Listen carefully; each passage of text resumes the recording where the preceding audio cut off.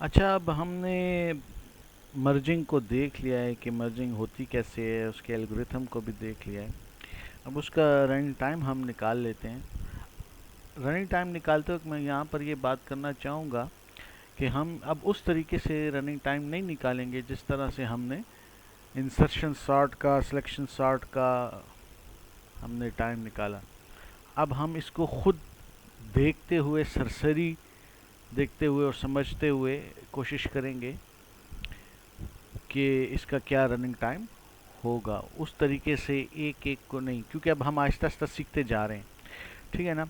तो पहले आपके पास इनिशियलाइजेशन स्टेप है जहाँ पर आप दो अरेज को कॉपी करते हैं, बल्कि एक अरेज से उठाकर और दो अरेज बनाते हैं और उसमें दो अरेज कॉपी करते हैं, ठीक है ना। तो उसका जो टाइम है वो थीटा ऑफ एन है। कैसे है उसको थोड़ा देख लेते हैं।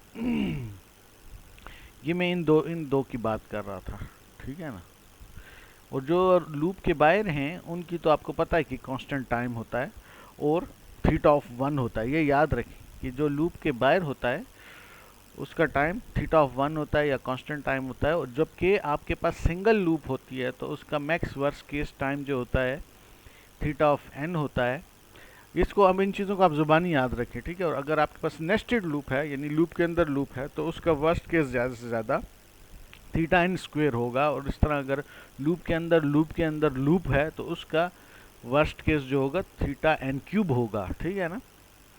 तो आहिस्ता आहिस्ता इन चीज़ों को आप इस तरीके से, ताकि आपका एक्सपीरियंस अब बढ़ रहा है, तो उस तरीके से हम करेंगे, ठीक है। तो बेसिकली हम कॉपिंग कर रहे हैं, यहाँ पर सिंगल लूप है तो इसका थीटा ऑफ एन है, इसका भी थीटा ऑफ एन है, तो इसको कंबाइन कम करके भी हम थीटा ऑफ एन ही कहते हैं, ठीक है।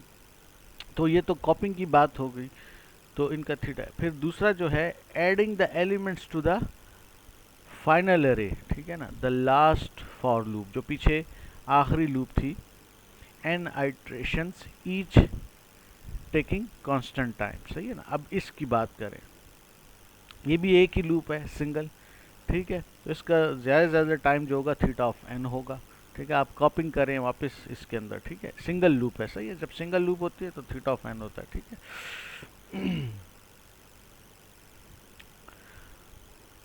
टोटल टाइम ऑफ वर्ज, अब टोटल टाइम जो आपका है वो भी थीटा ऑफ एन है, क्योंकि ये थीटा ऑफ एन है, ये भी थीटा ऑफ एन है।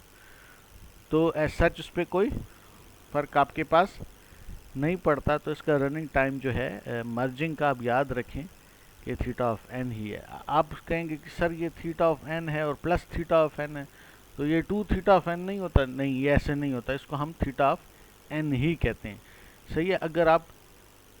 अगर आपके पास हाइयर ऑर्डर कोई होगा, एन स्क्वेयर प्लस एन करेंगे तो फिर वो थीटा एन स्क्वेयर हो जाएगा। तो हम डोमिनेंट टर्म को लेते होते हैं। अगर दोनों एक तरह के हों तो उनमें से सिर्फ एक को लेते हैं, ठीक है। या बस theta of n plus theta of n ही होता है, ठीक है।